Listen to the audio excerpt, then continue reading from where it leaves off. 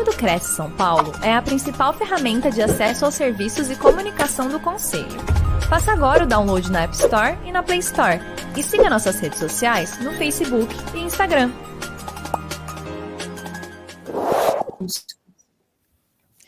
Bom dia a todos, estamos começando mais uma live da TV Cresce. Hoje com a advogada e corretora de imóveis, Léa Rosa. Bom dia, Léa Rosa, desculpa. Bom dia, Léa. Bom dia. Muito bem-vinda, obrigada por estar aqui com a gente hoje. Muito obrigada pela oportunidade. A gente que agradece. O pessoal está começando a entrar aqui na live para acompanhar hoje. O tema é como vender mais e melhor, analisando a documentação imobiliária, aspectos práticos do dia a dia. Muito bem-vindo todo mundo que já está aqui com a gente, o pessoal entrando aqui devagar, já vão falando de onde vocês estão assistindo. E lembrando que a gente está ao vivo pelo Facebook do Cresce e também pelo YouTube, a TV Cresce, que é @Crescisp. Depois que a live acabar, o conteúdo fica gravado lá no nosso canal e o pessoal pode assistir de novo, compartilhar e revisar aí o conteúdo da Léa. Bom, vamos lá, eu vou apresentar a Léa então antes de começar a palestra para vocês conhecê-la um pouco. Como eu disse, ela é corretora de imóveis e advogada. Ela é sócia da Projetos de Engenharia e Regularizações. E ela atua, como advogada, ela atua na área de direito empresarial e imobiliário. É palestrante e membro das comissões de estudos de incorporação imobiliária do Secov São Paulo. Também membro das comissões de negócios imobiliários, notarial e registral e do consumidor do Ibradim. Certo? Um currículo aí de peso aí para falar sobre, para dar dicas aí de como o pessoal vender mais e melhor aí, levando em consideração essa documentação. Tenho certeza que esse conteúdo vai ser de extrema relevância para a classe. Desejo uma ótima palestra. A gente volta já aí com as dúvidas do pessoal. Quem tiver dúvida já vai colocando aí que no final a gente volta. Muito obrigada, a palavra é sua. Ótima palestra. Obrigada, brigadão, gente. Bom, queria primeiro agradecer a oportunidade, né? Para mim é um orgulho estar no Cresce falando, né, para os colegas. E esse material eu fiz justamente para nós, né? Para a gente esclarecer algumas coisas que são básicas do dia a dia. Eu tentei não fazer num formato muito jurídico, né? Fazer realmente no aspecto pragmático, para a gente realmente esclarecer aquelas coisas que a gente costuma visualizar no dia a dia do nosso trabalho. Eu fiz um breve panorama aqui para falar sobre o direito imobiliário, né? Que normalmente o pessoal fala direito romano, até encontrei alguns versículos, né, da Bíblia, né, não com conotação teológica aqui, mas a gente tem algumas coisas sobre avaliação de imóveis, sobre venda, sobre escritura no Antigo Testamento. Eu achei muito interessante isso, né? Ou seja, não é uma questão atual, é uma questão que já vem há quase 5.000 anos, né? E o direito imobiliário dentro do direito brasileiro, ele está inserido no direito civil, ele faz parte, né, do guarda-chuva do direito civil.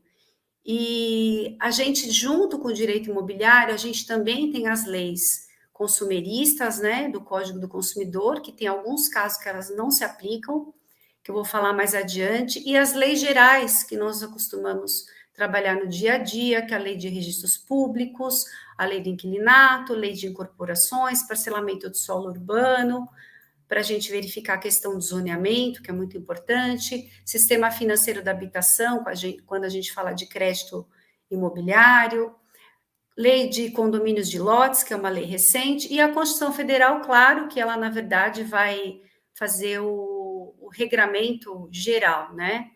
Mas, falando especialmente da questão das leis aplicáveis ao direito imobiliário, hoje o Conselho Nacional de Justiça e os colégios notariais também, eles estão fazendo muitas instruções e resoluções que acabam amparando tanto o profissional quanto os tabeliões na questão da legislação notarial, quando a gente vai escriturar e quando a gente vai fazer o registro de imóveis. Bom, passando para a parte prática, né, que é o que interessa para nós, análise documental.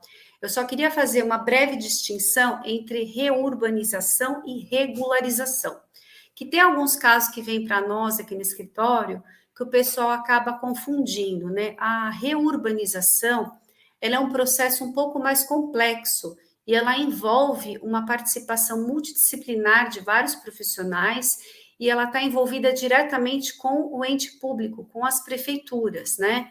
Normalmente são loteamentos irregulares que eles acabaram fazendo o parcelamento do solo, né, sem fazer a documentação adequada, né, ou seja, o loteamento, e aí esses imóveis foram sendo construídos de uma forma, vamos dizer, irregular, e aí no futuro, para conseguir a regularização, precisa fazer esse processo de reurbanização, do loteamento. Já a regularização de imóveis, ela é específica de um imóvel, seja residencial, seja comercial, e é feita diretamente com o profissional, ou com o engenheiro, ou com o escritório habilitado, né?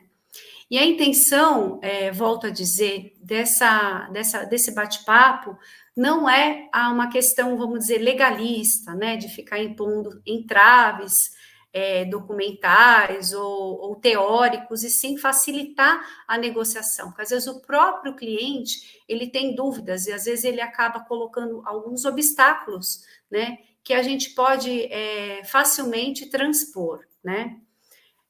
Com relação à captação do imóvel, a primeira pergunta que a gente faz, né, quando a gente vai fazer essa captação, é se o imóvel está regularizado. E, via de regra, o cliente acaba falando, não, está tudo certo, tem escritura, eu pago IPTU, está tudo ok.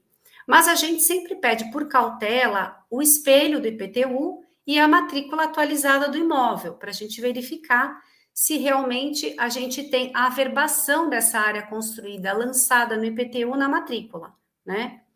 E aí, às vezes, a gente faz essa análise simplória, né? E a gente verifica que, às vezes, está lançado no IPTU e não está lançado na matrícula área. Aí a pessoa fala assim, não, tá ok. Só que, na verdade, as prefeituras, por uma questão fiscal, acabam fazendo um lançamento de ofício. Então, elas fazem uma aferição hoje por drone, tá, da área construída, mesmo a pessoa não fazendo o projeto de regularização, lançam no IPTU e a pessoa vai pagando o tributo sobre a área construída, mesmo não tendo lançado na matrícula, ou seja, não fazendo o projeto de regularização. Isso não tem problema, a gente consegue, com base nesse IPTU, depois obter uma certidão, né, após 5 anos, uma certidão negativa, ou então até um desconto na regularização, só que a gente precisa orientar o cliente que ele precisa fazer o projeto de regularização perante a prefeitura para regularizar a matrícula, senão ele não consegue obter o financiamento imobiliário. E aí a gente faz análise conjunta também de outros documentos, né, porque às vezes o cliente chega com aquela pastinha, né, cheia de papel, e aí vem escrituras, compromissos de compra e venda, formal de partilha, escritura de renúncia, cessão de direitos hereditários, tal. Então, a gente precisa fazer uma análise conjunta dessa documentação para ver se aquela pessoa, aquele cliente, se ele realmente é o proprietário ou se ele é o possuidor do imóvel. A gente orienta, principalmente no caso de imóveis usados, hoje tem muito cliente entrando com ações a posteriori, falando sobre problemas construtivos e filtrações que não tinham sido verificadas no momento da venda do imóvel. Então, a gente está orientando fazer vistoria prévia, e não só aquela vistoria, a porta está abrindo ou fechando, mas fazer uma coisa um pouco mais aprofundada, de preferência com um engenheiro que faça a parte estrutural, para a gente evitar ações futuras, tá? Desse comprador que às vezes não identifica um vício construtivo no imóvel usado, porque no imóvel novo ele tem garantia, então, via de regra, o comprador do imóvel novo, ele está amparado pela lei. Agora, o comprador do imóvel usado, ele, pelo Código do Consumidor, ele teria só 90 dias de garantia, né? Então, para resguardar o nosso cliente, nós podemos pedir uma vistoria de engenharia prévia nesse imóvel usado. E aí eu coloquei aqui sobre projetos complementares, eu não sei se vocês sabem, né, conhecem essa nomenclatura, mas hoje em dia, tanto em imóveis novos quanto em imóveis usados, quem está sendo orientado, principalmente por advogados, está pedindo os projetos, projeto estrutural, projeto elétrico, não só apenas o projeto arquitetônico, né? Porque às vezes a pessoa adquire um imóvel usado para reformar, para fazer uma ampliação, né? E aí ele quer saber aonde que ele vai furar, o que ele vai mexer, se aquela viga é estrutural, enfim. Então, os projetos complementares hoje, eles são de suma importância, principalmente quando a gente vende o imóvel novo ou de médio alto padrão, né? Até para a gente, vamos dizer, dar mais segurança para o comprador. Olha, você está comprando e aqui estão todos os projetos complementares, qualquer dúvida você pode consultar, né? Eu coloquei algumas perguntinhas já para instigar os colegas, né, a se animarem depois. Qual a forma mais rápida de regularizar um imóvel? Porque é uma dúvida que as pessoas têm, né? Quanto tempo demora uma regularização? E qual a importância de você vender o imóvel regularizado, né? Então, são algumas dúvidas que a gente encontra diariamente, porque a forma mais rápida, na verdade, depende da análise de toda essa documentação que eu falei anteriormente, tá? O tempo que demora também depende da fase, porque às vezes a pessoa já tem o habite do imóvel, mas ela não prosseguiu com a regularização, que seria a certidão negativa, né, do INSS, e depois a averbação no registro de imóveis. Então, se ele tiver o habite, pode demorar uns 2, 3 meses para a gente finalizar a regularização, mas se tiver que fazer um projeto do zero, ou seja, tenho a área construída, lançada no IPTU, não tenho, e não tem nada na matrícula, então a gente tem que começar do zero. Esse processo, normalmente, dependendo da prefeitura, né, ou dos entes que estão envolvidos, demora de 4 a 6 meses, tá? E a importância de vender o imóvel regularizado, que é um questionamento do cliente, né, que a gente faz a captação, é o seguinte: hoje nós sabemos que a maioria dos imóveis são vendidos via financiamento bancário. Então, quando você está com o imóvel regularizado, você consegue ter mais clientes para esse imóvel. Eu falo para os meus clientes que tem muita oferta hoje no mercado, né? Então, a pessoa que ela está com dinheiro na mão para comprar à vista, ela prefere um imóvel que esteja 100% documentado do que um imóvel que ela ainda vai ter que regularizar, porque ela não sabe quanto ela vai gastar, tá? E, além disso, isso demora, né? Demora, às vezes a pessoa quer, por exemplo, colocar para uma locação comercial, precisa estar tudo bonitinho, porque quem vai fazer uma empresa dentro de um imóvel residencial, ele precisa, do imóvel comercial, ele precisa estar com a BITS e tudo certinho, até para facilitar licença de funcionamento, alvará de corpo de bombeiros, etc. Então, vender um imóvel regularizado não é simplesmente uma questão legalista, não é uma questão, eu preciso estar com a documentação regularizada, ponto. Hoje em dia tem até a questão contábil, né, para a gente evitar pagar um ganho de capital, né, o famoso lucro imobiliário, de uma forma menor numa revenda, se a gente tiver com toda essa parte lançada na contabilidade, a gente consegue até a redução desse imposto, tá? Então, é uma questão bem interessante. Bom, coloquei aqui sobre a busca do imóvel, né? A gente primeiro precisa saber a finalidade, né? Fazer aquela entrevista com o cliente, né? Porque às vezes, quando ele preenche o lead, ele não coloca todas as informações necessárias. Então, coloquei um roteiro ideal. A gente saber se o imóvel é residencial, comercial ou misto, né? Para que ele pretende? Não, só quero residir. Não, eu quero residir e trabalhar nesse imóvel.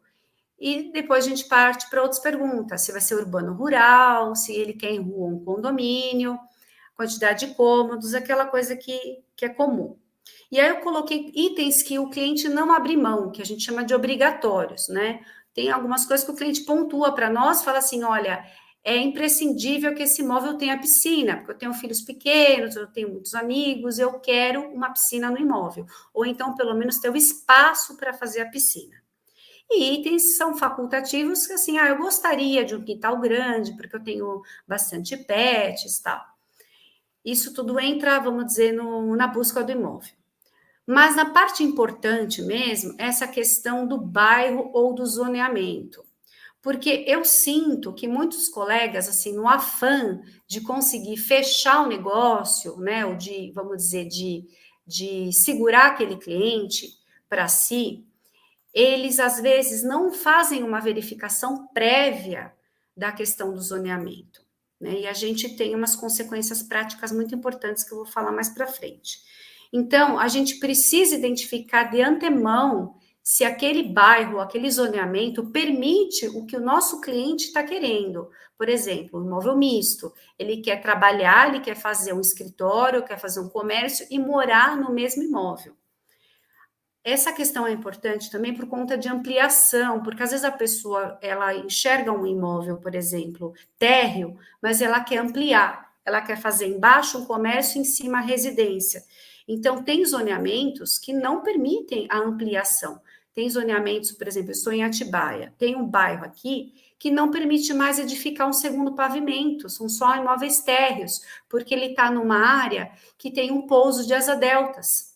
Então, não adianta eu levar esse cliente para verificar um imóvel se ele quer fazer um sobrado, porque esse projeto não vai ser aprovado.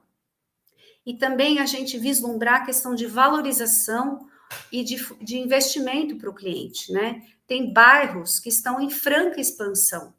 Então, quando a gente vai ofertar um imóvel, seja um lote ou seja um imóvel residencial, comercial, a gente também pode trazer esse atrativo para o cliente. Fala, olha, essa zona aqui está em franca expansão, estão saindo vários loteamentos, vários empreendimentos, né? Vai sair uma escola, uma faculdade, enfim.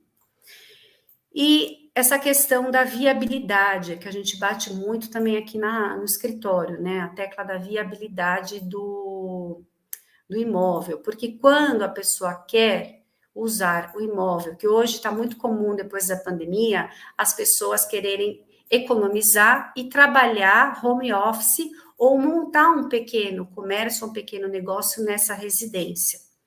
A consulta de viabilidade que o contador faz, ela se restringe somente à junta comercial, tá? Então, normalmente eles fazem essa consulta online, fazem assim, esse lugar dá zoneamento ou não dá zoneamento. Mas a gente, por cautela, tem alguns bairros que tem uma questão muito limítrofe. Olha, até na metade da avenida para uma numeração se admite imóveis de uma certa configuração. Da outra metade dessa avenida não se admite, né? Então, a gente também toma um cuidado de orientar o cliente a tirar uma certidão de uso e ocupação do solo, que é uma certidão na prefeitura, tá? Para a pessoa ter certeza que dá para fazer o que ela quer naquele bairro ou naquele imóvel, ok? E as restrições urbanísticas são apontamentos que são feitos na matrícula do imóvel, que também podem implicar na questão da construtiva, porque a restrição urbanística não necessariamente ela vai estar lançada na matrícula, né? Eu já vi casos que a restrição urbanística ela está no registro de imóveis, mas você tem que pedir a restrição urbanística daquele loteamento. Então, às vezes, o cliente manda uma matrícula, principalmente se não for uma matrícula atualizada, e aí pode ser que não tenha restrição urbanística naquele loteamento que pertence ao imóvel. Só que, por precaução, nós que somos profissionais zelosos, a gente pode ir até o registro de imóveis e pedir uma certidão das restrições urbanísticas daquele loteamento. E aí nós vamos poder orientar o nosso cliente se de fato o que ele pretende fazer tem plausibilidade ou não. Quando a gente não observa essas diretrizes, eu coloquei algumas implicações aqui. Autuações, embargos, demolição, processo judicial do comprador. A gente teve um caso de uma colega aqui, que ela me relatou, que ela vendeu um imóvel para uma pessoa que queria fazer um imóvel comercial, numa zona estritamente residencial, porque ela viu uma escola funcionando naquela rua, naquela avenida, e ela presumiu que se podiam fazer outros imóveis comerciais. Só que em dado momento, a lei de uso e ocupação do solo aqui da cidade, ela proibiu a edificação de comércios naquela avenida. E aí o cliente comprou com a intenção de fazer um comércio e não pôde fazer o comércio. O que aconteceu?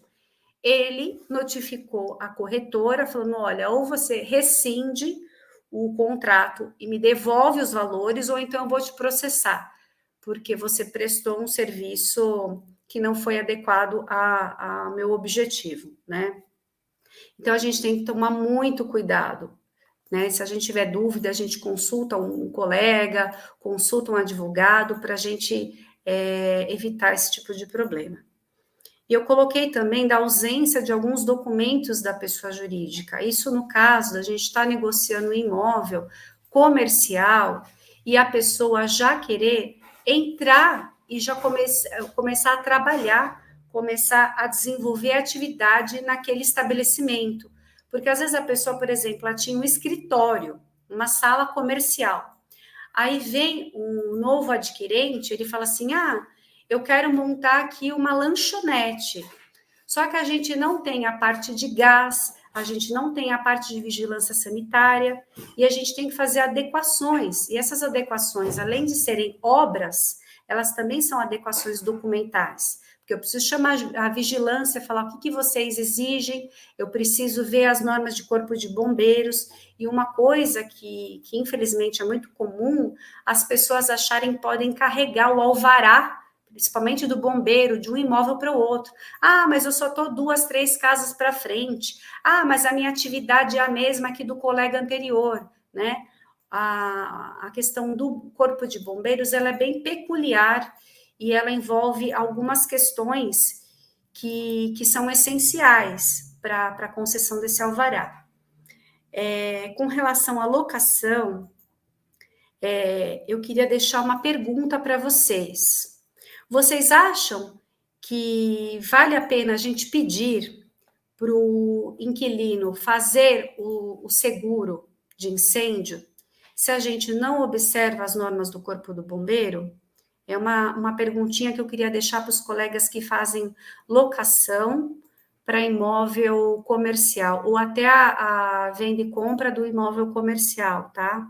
Porque a gente está tendo muito problema de não conseguir aprovar depois o bombeiro, aí você não aprova a apólice do seguro, e às vezes a pessoa não consegue desenvolver a atividade, ok? Bom, a análise do comprador. A gente recebe aquele lead, né?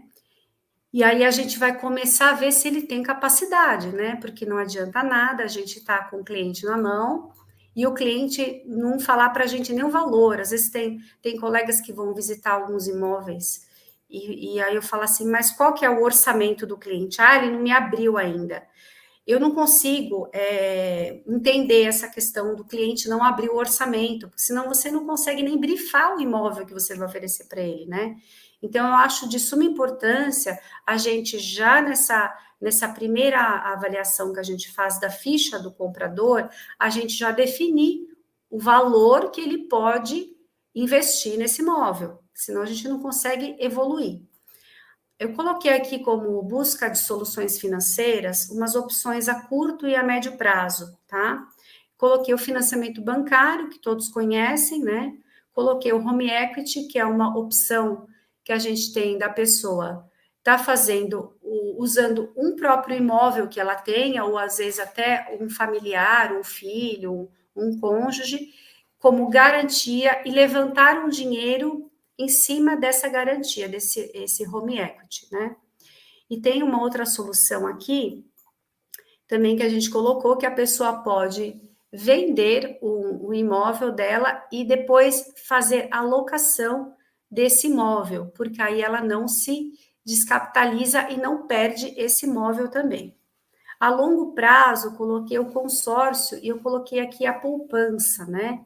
Aí você fala, nossa, poupança, mas que nomenclatura é tão demodê, né? Mas, na verdade, eu coloquei poupança no sentido de renda fixa, né? Porque o consórcio é um investimento médio e longo prazo e a gente não tem nenhuma certeza que ele vai contemplar no tempo que a gente quer. A última palestra que eu fiz, eu estava falando que as contemplações estavam girando em torno de 50% da carta. Hoje em dia, as contemplações estão em média de 60%, num grupo novo, um grupo de um ano e meio. Então, assim, como o crédito, o financiamento habitacional está com a taxa muito elevada, o consórcio se tornou uma opção. Só que o grande problema é que muita gente foi para o consórcio. E aí, você contemplaria anteriormente com 50% do crédito que você está pagando, e hoje você não consegue mais contemplar. Você tem que aumentar o valor do lance para você conseguir essa carta de crédito um pouco mais rápido. E aí eu coloquei aqui da importância da gente fazer essa análise da ficha do cliente junto com as certidões, né? Para ter segurança jurídica das partes. Existe um entendimento, teve uma legislação recente que ela está sugerindo a gente abrir mão das certidões em algumas hipóteses. E eu fiz um levantamento, porque isso me preocupou, né? Como advogada, na questão, vamos dizer, da segurança jurídica. E vários entes já se manifestaram contrários a essa questão de abrir mão de certidões, tá? Inclusive, os próprios bancos, as instituições financeiras, né, elas não estão abrindo mão de certidões na compra e venda imobiliária, tá? Nas transações. E aí eu coloquei uma observação aqui que cada produto tem um público-alvo, né? Tudo depende do prazo que a pessoa quer, do valor que ela tem de entrada, do tempo que ela quer comprometer nesse investimento. Então, nem todo mundo serve para ter uma carta de consórcio, né? Aí eu coloquei a poupança como esse investimento de médio e longo prazo, para você realmente, por exemplo, aplicar num fundo de renda fixa e quando você precisar, você faz o resgate e investe no imóvel. Aí as certidões das partes, né? Então, assim, depois eu vou disponibilizar esse material, mas só para vocês entenderem alguns pontos essenciais. Eu acho que a maioria de nós, no dia a dia, está acostumado a pedir várias certidões, a maioria das certidões são online, mas tem a questão sempre da certidão de casamento e nascimento, né? Tem que ser com menos de 30 dias. Por quê? Porque as pessoas casam, separam muito rápido e é uma segurança para as partes isso. Hoje em dia a gente tem muitas uniões estáveis, às vezes essas uniões estão, vamos dizer, documentadas ou às vezes não, mas a gente tem uma relação de fato que a gente não pode abrir mão, né? Se a gente chega para mostrar um imóvel e a gente, o proprietário que quer vender esse imóvel, falar para nós, olha, isso daqui é minha esposa, meus filhos, né? Te mostra o imóvel, te apresenta a família dele, depois, na hora de dar o documento, ele fala que ele é solteiro, a gente tem uma relação marital, uma união estável configurada, né? Ela só não está documentada. E isso é muito importante a gente colocar em contrato, colocar na escritura, porque, eventualmente, no caso de uma dissolução dessa sociedade, isso pode interferir na compra e venda imobiliária. E a questão do vendedor empresário é um grande problema, principalmente quando a gente está falando em momentos de crise econômica, porque muitos empresários, às vezes, por má fé, querem dilapidar o patrimônio e acabam colocando imóveis à venda para fraudar eventuais credores, né, numa futura execução. E aí quando a gente vislumbra que uma das partes que está vendendo é empresário, é salutar a gente pedir as certidões dessa pessoa ou dessa empresa para ver se não pode ter algum indício de fraude, tá? E na pessoa jurídica, a gente pede todas as certidões que a gente pede para a pessoa física, né? E principalmente certidão de falência e recuperação. Uma coisa que é muito importante, que poucas pessoas falam, é que, assim, a falência, ela retroage. Então, às vezes, quando no momento que você tira a certidão, né, do empresário, que ele está, vamos dizer, com alguns protestos, você fala assim, mas não tem ação de falência distribuída, então tá tudo certo. O grande problema é que a lei permite você retroagir até 90 dias do último protesto em caso de verificação de fraude a credores, tá? Então, assim, sem querer assustar os colegas, mas a gente tem que se resguardar. Por isso que as certidões ainda são de suma importância, porque num processo judicial a gente consegue demonstrar a boa-fé do nosso cliente e também a nossa boa-fé enquanto intermediadores de imóveis, falando que tomamos todas as cautelas e tiramos todas as certidões possíveis. A gente não tinha como prever essa situação. E isso os juízes estão acolhendo. Agora, na ausência das certidões, os juízes, eles não estão tendo pena das pessoas. Não adianta alegar boa-fé se você não tirou as certidões das partes, tá ok?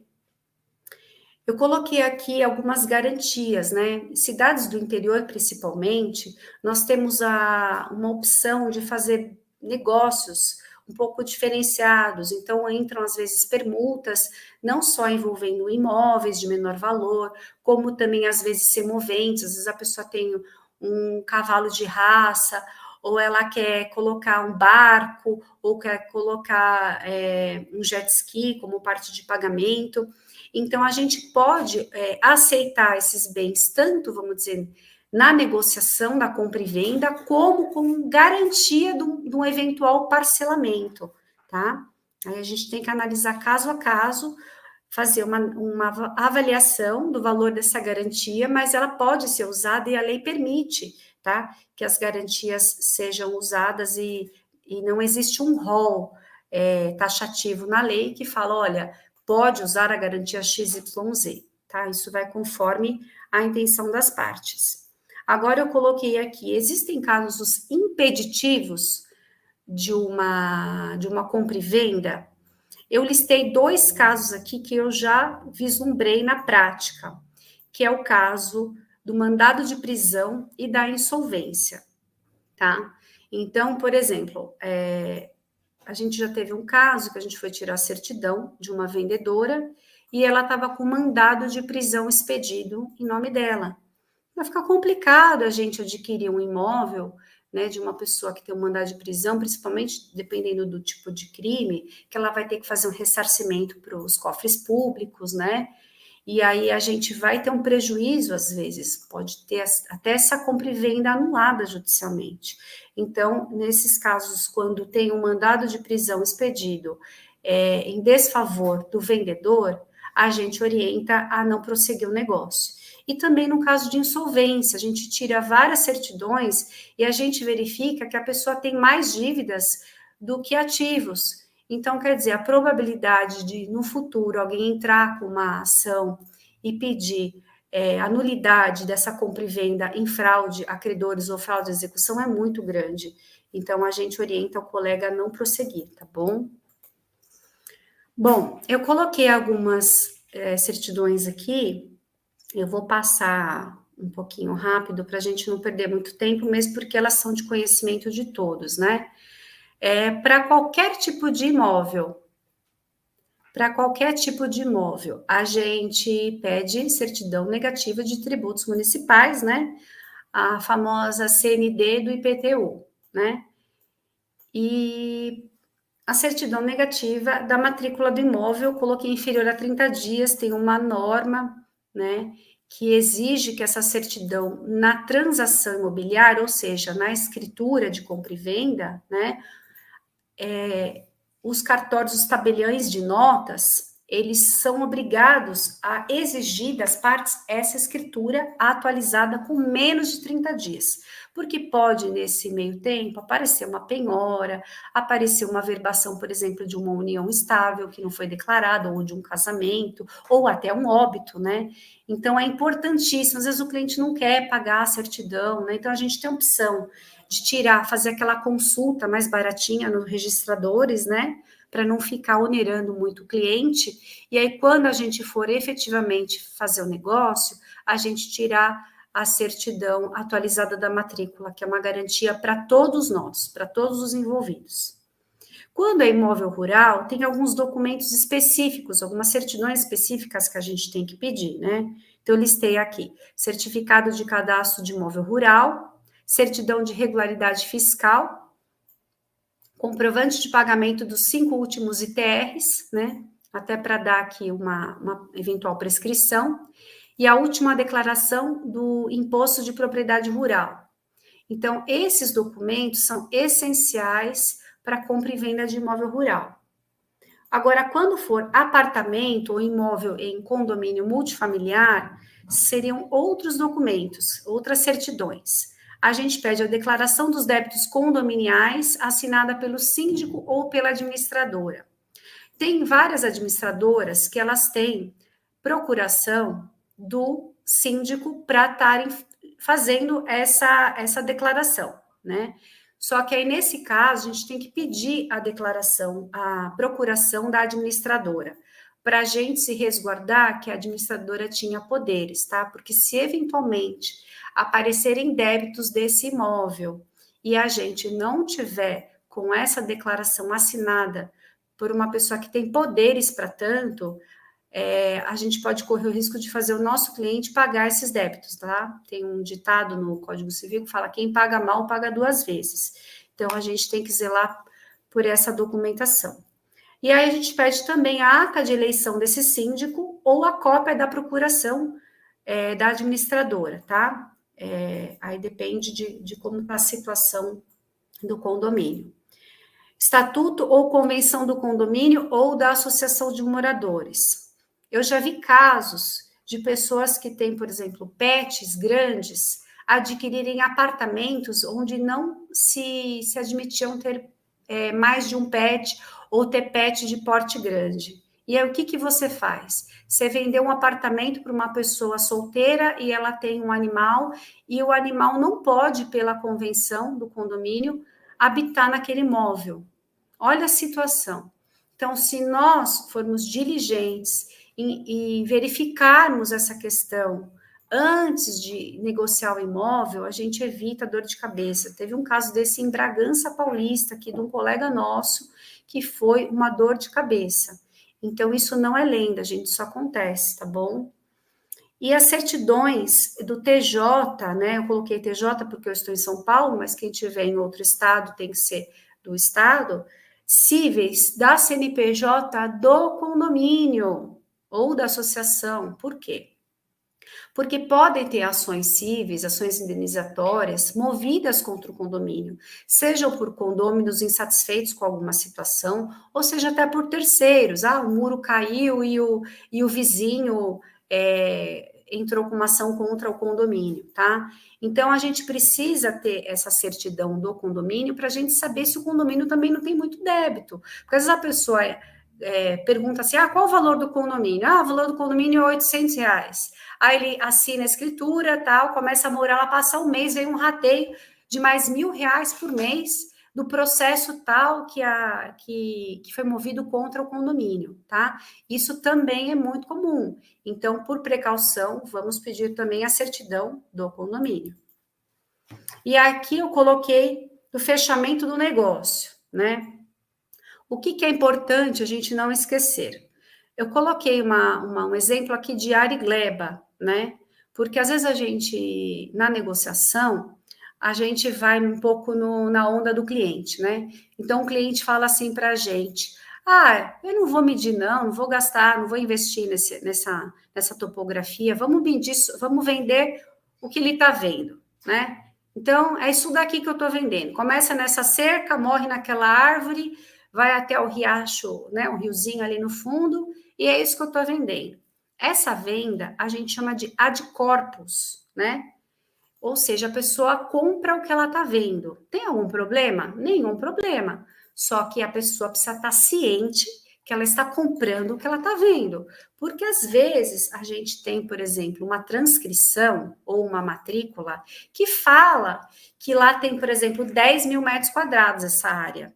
Só que às vezes essa área tem um pouquinho menos ou um pouquinho mais. Então, quando nós escrituramos ou fazemos o nosso compromisso, né, de compra e venda, e a gente coloca essa informação que a pessoa está comprando ad corpus, ou seja, que ela está comprando aquilo que ela está visualizando, a gente se exime também da pessoa no futuro, falar assim, mas era 10 mil, e aqui eu fui, depois chamei o topógrafo, e ele falou que aqui tem 9 mil, entendeu? Então, a gente tem que fazer a coisa com o pé no chão. Agora, se tiver a medida, se tiver a topografia certinho, mesmo que tenha uma diferença diária, é só lançar no documento, né, que a pessoa que está adquirindo, ela vai ficar responsável por uma futura regularização, por uma futura retificação diária, e que ela está adquirindo, embora a matrícula ou a transcrição digam uma medida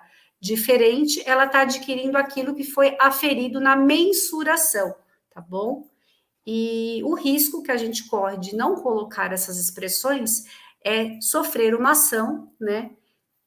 Tanto o proprietário que está vendendo, quanto o próprio corretor, pode ser incluído no polo passivo também, chamada quanti minores, ou seja, comprei a menos do que eu levei, tá bom? Bom, eu coloquei aqui que a assinatura da proposta, ela tem que ser feita por ambas as partes. Então, o que eu sempre oriento, assim, quando a gente pega o lead, se tiver alguma coisa estranha, a pessoa falar alguma coisa que você pintou uma dúvida, coloca tudo isso na proposta. Qualquer divergência, qualquer coisa. E se tiver um processo, eu assumo. E se tiver algum questionamento, vamos colocar tudo, não tenham medo. Às vezes eu sinto que os colegas têm medo de colocar as coisas e macular a relação negocial. Só que vocês também têm que pensar o seguinte, tanto pelo Código Civil quanto pelo Código do Consumidor, nós, enquanto intermediadores de imóveis, nós somos solidários e somos considerados prepostos. Então, não adianta a gente alegar desconhecimento. Nós fazemos um curso, né, de técnico de transações imobiliárias, e esse curso nos habilita a orientar o cliente corretamente. Então, às vezes, o corretor, ele acha que se tiver um processo, esse processo vai ser apenas do vendedor, entre vendedor e comprador, e não necessariamente. Tem muitos advogados hoje colocando no polo passivo os corretores e as imobiliárias. Então, a gente tem que se resguardar por todos os lados, tá bom? Eu coloquei aqui, repetindo aquela questão de entregar a norma do condomínio ou do loteamento ou da ata da assembleia para o morador atual, para ele não falar assim, eu comprei, mas eu não sabia que não podia ter mais de 2 pets naquele condomínio, naquele imóvel. Tá, isso é muito importante, e claro, mediante recibo, né? Não adianta você entregar e não passar recibo, a pessoa vai falar que não recebeu, que não tinha ciência. A vistoria do imóvel também a gente já falou, eu queria lembrar os colegas que imóveis usados sempre vão ter algumas avarias, pode ter alguma infiltração, alguma coisa recorrente, pode ter um problema com o telhado, um problema com o cupim, a gente já teve vários casos que a pessoa quis indenização, quis fazer negócio. Então, o que eu faço? Porque se eu falar isso, a pessoa pode querer não comprar. Gente, vocês têm que fazer um juízo de valor, vocês têm que ponderar. É melhor você abrir o jogo com o cliente e conversar com o vendedor e dar um desconto para ele e documentar. Isso que falta. Às vezes a gente dá o desconto e não fala. Esse desconto é referente à questão do cupim, que vai ser daqui para frente de responsabilidade do adquirente. Então, aquela história, o que é combinado não sai caro. Se nós documentarmos, a pessoa não vai poder alegar desconhecimento. E a gente pode documentar um vício construtivo. É muito difícil você vender uma casa com 30, 20, 30 anos que não tenha nenhum probleminha, né? Antigamente, as pessoas às vezes nem faziam projeto, e quando fazia projeto, não fazia projeto estrutural, e chamavam uma pessoa de confiança, né? Eu mesma morei numa casa que meu avô construiu de pau a pique, era barro a casa, né?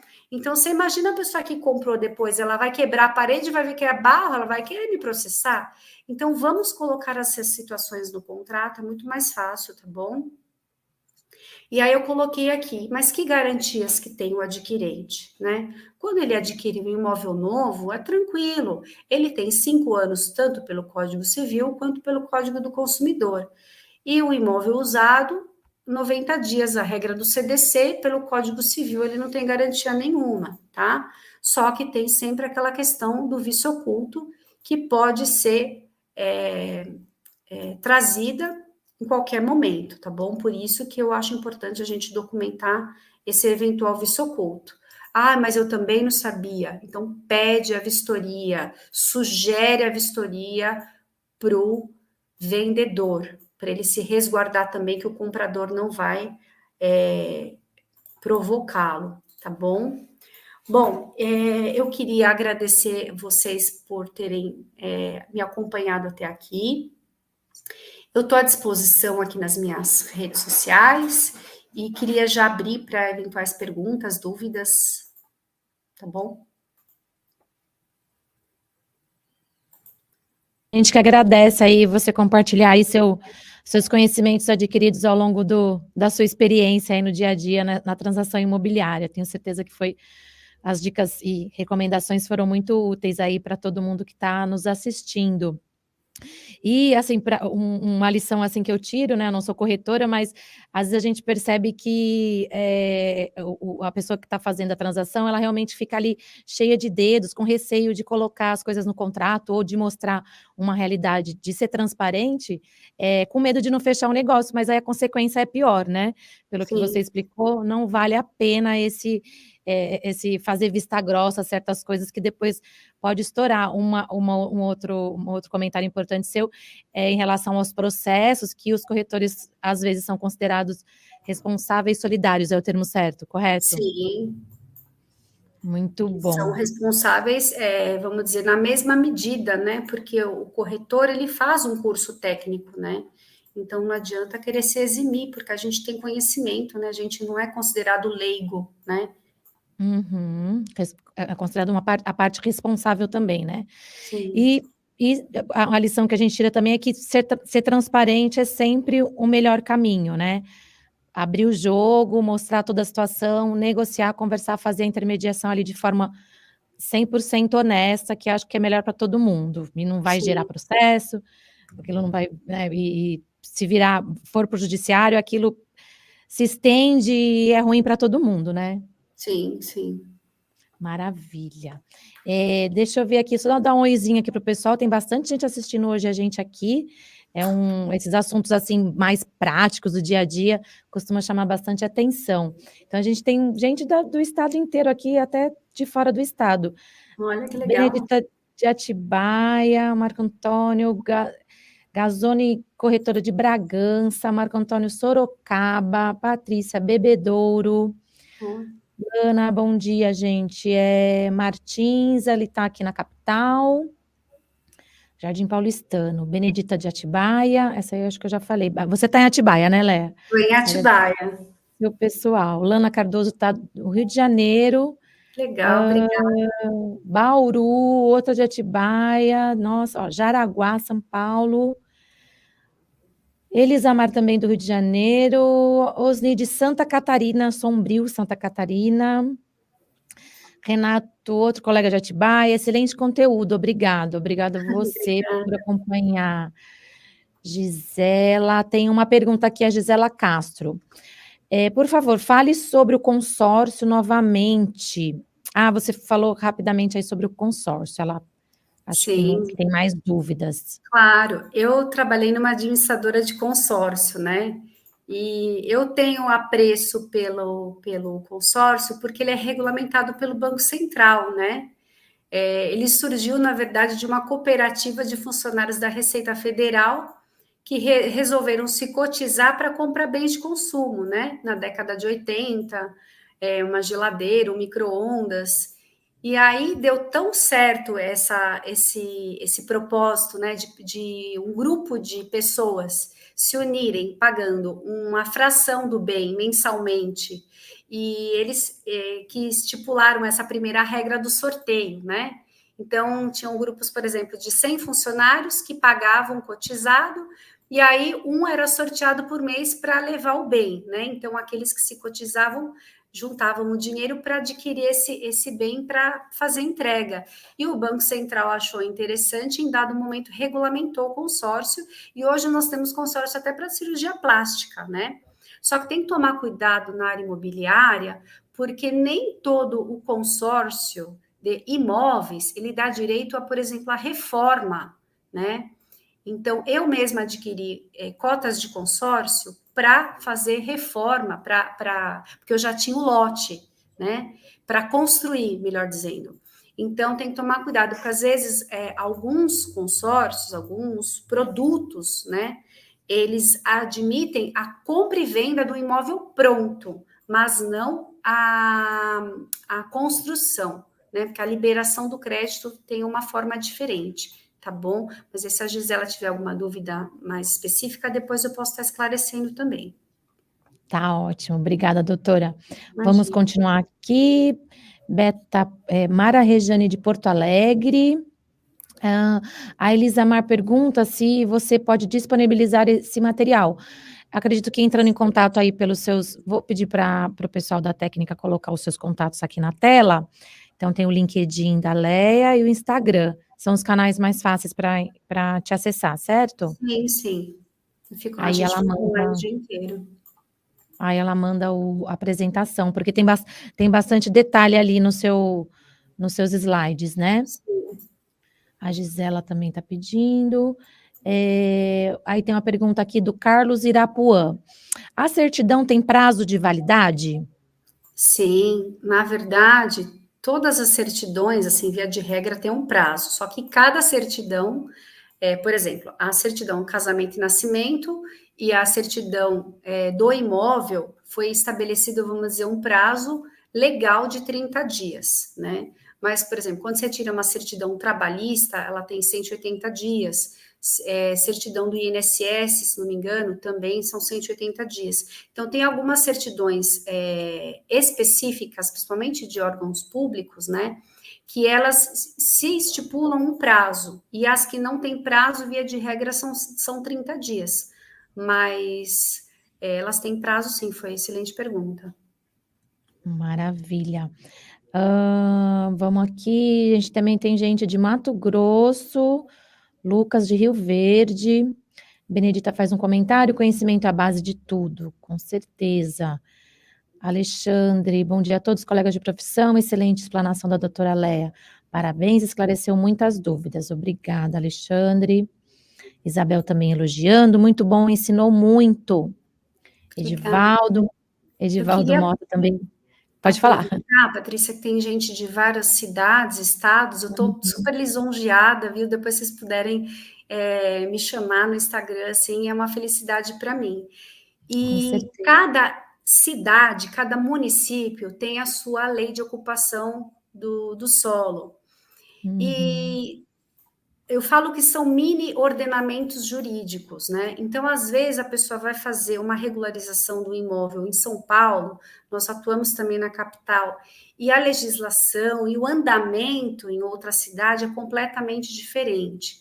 Então, o que eu falo também para os colegas? Não tenham pudor de consultar um colega, de consultar uma associação de engenheiros locais, de consultar uma associação de corretores de imóveis. Eu mesma, eu estou fisicamente em Atibaia, mas pertenço à Associação dos Corretores de Imóveis de Bragança Paulista, e nós fazemos uma troca muito grande de conhecimento, de informações, ajudamos na parte, né, legislativa, cobramos as autoridades. Então, isso é muito importante. Cada lugar, mesmo sendo limítrofes às cidades, tem sua peculiaridade. Então, às vezes, a gente precisa consultar um colega, como que funciona aí? Né? Porque tem lugar que, por exemplo, precisa ter o habite para você regularizar imóvel, e tem lugares que você consegue com um laudo de estabilidade. Então, isso varia de cidade para cidade, e se a gente não reside, não costuma trabalhar naquele município, a gente não vai conhecer. Então, não tenham esse medo de consultar um colega se você tiver com uma questão documental de outra cidade. Perfeito, ótima recomendação. Vamos lá, Martins, palestra com muito conteúdo, muito obrigado. Isabel, a honestidade é muito importante, que a gente estava falando aí da transparência. Sim. Benedita agradecendo, parabéns, doutora Leia. Gazine, corretor, excelente, muito esclarecedor. Temos aqui também o Clebson Rogério, do Rio de Janeiro, acompanhando a gente. Carlos Alves, live pertinente, parabéns, ó, sucesso, doutora. Obrigada. Total. Eu queria só fazer um adendo, ainda tem uns minutinhos, né?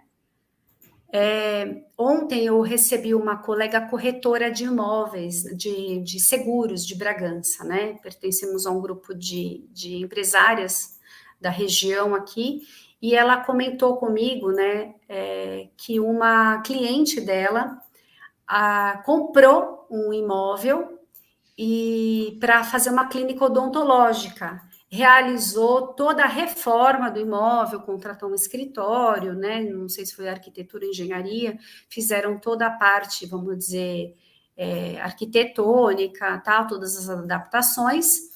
E aí ela falou: bom, agora eu vou documentar esse imóvel. E quando chegou na parte de obter as licenças, ela não conseguiu o alvará de funcionamento, porque aquele local era residencial, né? O zoneamento era residencial. Então, quando eu falo, parece a lenda, né? Eu falo que é lenda urbana, mas não é, gente. Às vezes a gente se ilude, mas tem uma escola do lado, mas tem uma padaria. As legislações, elas mudam, as leis de ocupação de uso do solo, né? Elas mudam, né? Tem um período até, e é salutar que mudem. Então, na dúvida, consulta um colega, vai até a prefeitura, fala com o engenheiro, fala com o advogado, não corram o risco de vender um imóvel para uma atividade comercial sem ter certeza que pode se estabelecer lá, porque vocês vão causar um prejuízo, um dano para a pessoa sobremaneira, e essa pessoa, ela, além de poder te processar, ela vai te maldizer para todo mundo. Né? Então, é preferível a gente ter essa cautela do que a gente correr esse risco, tá bom? Eu me lembro assim que às vezes a gente vê em questão de uma quadra muda o zoneamento, ou de um lado da rua é um zoneamento, do outro lado é outro, então Exatamente. É uma prestar questão atenção, né? muito sutil. Às vezes, os próprios técnicos, a gente vive em prefeituras, às vezes os próprios técnicos têm que abrir a planta, né? Porque ainda existe isso, né? Abrir a planta, por mais que a gente tenha MEPs e tal, eles têm dúvida e eles mesmos consultam, né? Na hora conosco. Então, não tenham medo, não tenham pudor, né? O importante é fazer a coisa de uma forma com o pé no chão. Ótimo, perfeito. A gente ainda tem uns minutinhos, eu selecionei aqui só mais 3 últimas perguntas para a gente encerrar. O Jorge Riusin, ele pergunta, sobre os vícios ocultos, tem um prazo que o comprador pode reclamar ou é indefinido? Não, tem um prazo sim. O prazo são 2 anos, tá bom? Então, assim, por isso que eu falo, o ideal é a gente pedir vistoria, tá? Uma vistoria de engenharia, uma vistoria técnica para a gente evitar. E notificar, tá? Porque quando a gente notifica, a gente pontua isso. Tem um artigo, depois eu passo para o Jorge me chama, que ele fala até que a gente tem que identificar, tem que promover essa notificação em 180 dias, para a gente conseguir resguardar esse direito, tá bom? Então, assim, é muito importante. A notificação extrajudicial, ela tem sido uma ferramenta para a gente evitar as demandas e também para a gente se resguardar num caso de alguma divergência contratual. Perfeito. Acho que respondeu aqui o Jorge. A corretora Rita Muniz, ela tem uma pergunta também sobre consórcio. Posso solicitar ao consórcio algum documento que comprove que o cliente contemplado já possui aprovação do crédito? Então, antigamente a gente falava assim, a carta de crédito, né? A carta de crédito impressa, ela configurava esse direito à contemplação, né? Só que, na verdade, depois que você, vamos dizer, é contemplado, se você dá o lance, é mais tranquilo porque você está aportando dinheiro, né?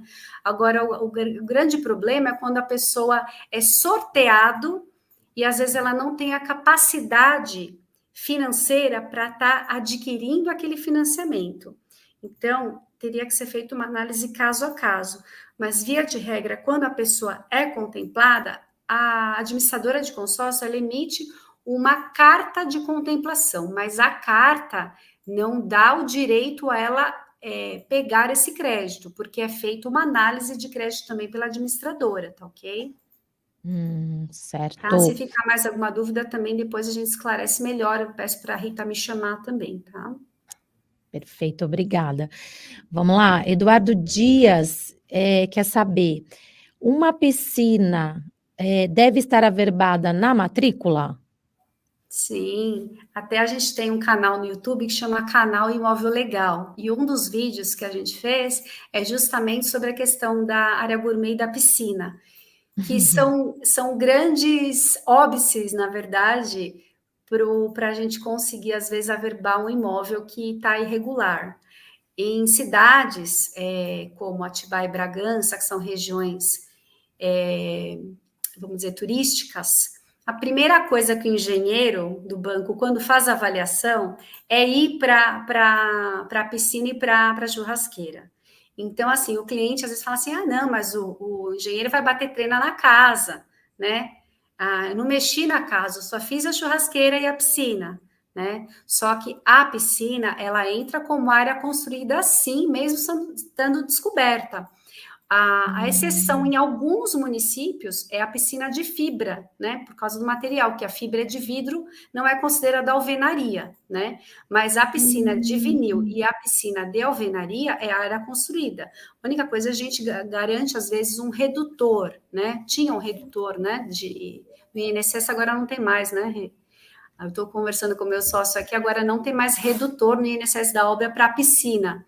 Então, tem que haver a piscina sim. Tá bom, Olha que gente? interessante, eu nunca tinha pensado nisso. Que a piscina era área construída, de alvenaria, né? Sim, sim. Ok, bom, vou dar um chorinho aqui, uma última pergunta aqui da Viviane Silveira e a gente já encerra. Numa venda de direito possessório de imóvel em que o cedente não tem nenhum documento a não ser contrato de compra e venda da época que comprou e mais contas de água, luz no seu nome e é a área de Lagoa. Deve ser algum caso. Deu para entender? Deu. Eu acho que ela quis dizer uma área com restrição ambiental, né? Que a gente chama de área de preservação, né? Porque se tem córrego, tem algum leito, enfim, essa área, isso daí, às vezes está na matrícula, às vezes não está, né?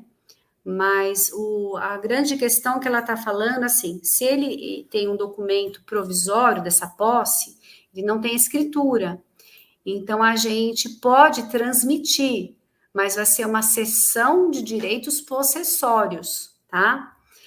O que eu oriento, Patrícia, quando a gente tem documentos particulares e a gente tem uma posse, vamos dizer, consolidada, seja 5, 10, 15 ou 20, porque para o uso capião, que a gente acabou não falando, mas o uso capião tem desde o prazo de 5 anos até o de 20 anos, né? A gente tem um lapso aí que precisam de alguns requisitos.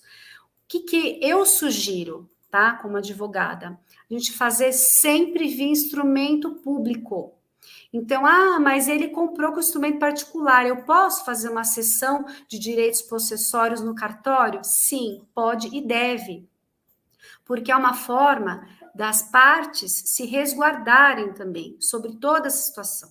Como o cartório tem fé pública e ele vai exigir aquele rol de documentos, isso vai trazer uma segurança para quem comprar, para uma futura regularização, para uma futura escritura, e também para quem vendeu, que não vai ter nenhum aborrecimento depois da parte do adquirente. Então, a gente pode fazer, repetindo, nesse caso da Viviane, uma cessão de direitos possessórios, mas no tabelionato de notas. Aí ela pergunta aqui, complementa, pode ser vendido? Sim, ela vai vender esses direitos possessórios. Ela não vai vender a propriedade, né? Ele não tem a propriedade plena, porque não está documentada, né? Mas ele vai vender esses direitos possessórios que ele adquiriu ao longo do tempo e vai fazer a comprovação mediante toda essa documentação que ela falou, conta de água, conta de luz, isso que vai comprovar o tempo que ele permaneceu no imóvel. Perfeito. Bom, se a gente ficar aqui o dia todo com você, doutora, o pessoal vai ficar aqui também fazendo milhares de perguntas, assim, sinal que nossa live foi realmente um sucesso hoje. Muito obrigada mais uma vez, doutora, por estar aqui com a gente. A gente vai colocar de novo os contatos da doutora Leia Rosa aqui para quem tiver mais dúvidas, seguir ela lá no Instagram para mais recomendações e todo mundo ir seguindo aí os contratos dentro da lei, né, para que todas as partes saiam satisfeitas e a gente realize o sonho sem dor de cabeça, não é mesmo? Com certeza. Lembrando mais uma vez que a live fica gravada, então, lá na TV Cresce, @Crescisp, lá no YouTube. Quem quiser assistir de novo, aí revisar o conteúdo, compartilhar, a live fica ali para todo mundo que quiser acessar. Muito obrigada. Em nome da diretoria do Cresce, em nome do presidente José Augusto Viana, a gente agradece demais a sua presença aqui hoje. Esperamos contar contigo mais vezes. Ótimo dia para todo mundo, muito obrigada por nos acompanhar até agora, já são 11h10, estouramos o tempo, mas valeu a pena. Até a próxima, viu, Leia? Muito obrigada. Obrigada, Patrícia, muito obrigada, gente, até mais. Tchau, tchau. Tchau, tchau.